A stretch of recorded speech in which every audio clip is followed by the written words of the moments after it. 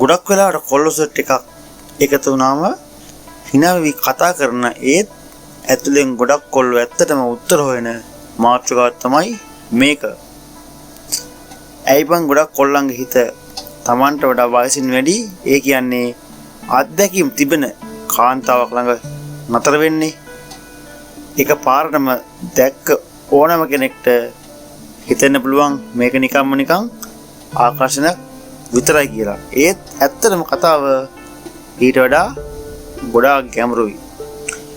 ගොඩක් වෙලාවට තරුණ කෙල්ලෙක් එක්ක යාළුනාම අද කාලේ කොල්ලන්ට වෙන්නේ ලොකු ටෙන්ෂන් එකක් වලට ගන්න.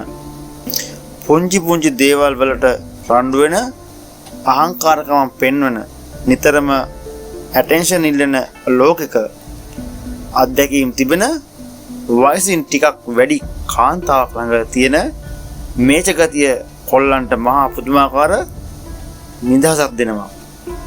එතන තිබෙන්නේ රංගපෑම් නැති තේරුම් ගැනීම පිරුණු ලොකු සංසුන්කමක්. තමන්ගේ ප්‍රශ්නයක් කියන්න එකඟතාවයකට එන්න කිසිම ප්‍රෙෂර් එකක් නැතිව ඉන්න පුළුවන්කම කියන්නේ කොල්ලෙක්ට ලොකු සහනයක්. අනිත් එක තමයි කන්ෆිඩන්ස් එක සහ සෙල්ෆ් කෙයාර් එක.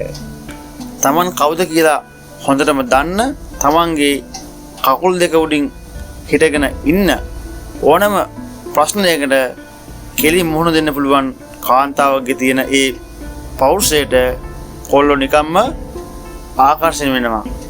එතන තිබෙන්නේ නිකම්ම බාහිර ලස්සන විතරක් නෙමෙයි. ජීවිතේ විඳලා තිබෙන අත්දැකීම් එක්ක එන මාරම ඇට්‍රැක්ෂන් එකක්. ඒ වගේම තමයි රිලේෂන්ෂිප් එකක් ඇතුලේ Tamanට ඕන දේ මොකක්ද කියලා එයා හරියටම දන්නවා. රවුම් ගහන්නේ නැතිව කෙලින්ම කතා බහ කරලා ප්‍රශ්න විසඳ ගන්න තියෙන හැකියාව මාරම පහසුවක්. ඉතින් ආදරය කියන්නේ වයස් පරතරයකට කොටු කරන්න පුළුවන් දෙයක් නම් නෙමෙයි බං. හිතට හිතන තැන දැනෙන තැන සංසුන්කම ලැබෙන තැන ඇත්තටම තමන්ව තේරුම් ගන්න කෙනා ළඟ හිත නතර වෙන එක මනුෂ්‍ය ස්වභාවයක්. ඒක කොල්ලෙක්ගේ වරදක්වත් අමුසු දෙයක්වත් නෙමෙයි. සැබෑ පරිණතභාවයට හිත ඇදී යන එක විතරයි. ඉතින් ඔයාලට මොකද හිතෙන්නේ? වයසින් වැඩි කෙනෙක්ට හිත යන එක ඇත්තටම පරිණතභාවය හොයාගෙන යන එකක්ද? නැතිනම් නිකම්ම ආකර්ෂණයක් විතරද?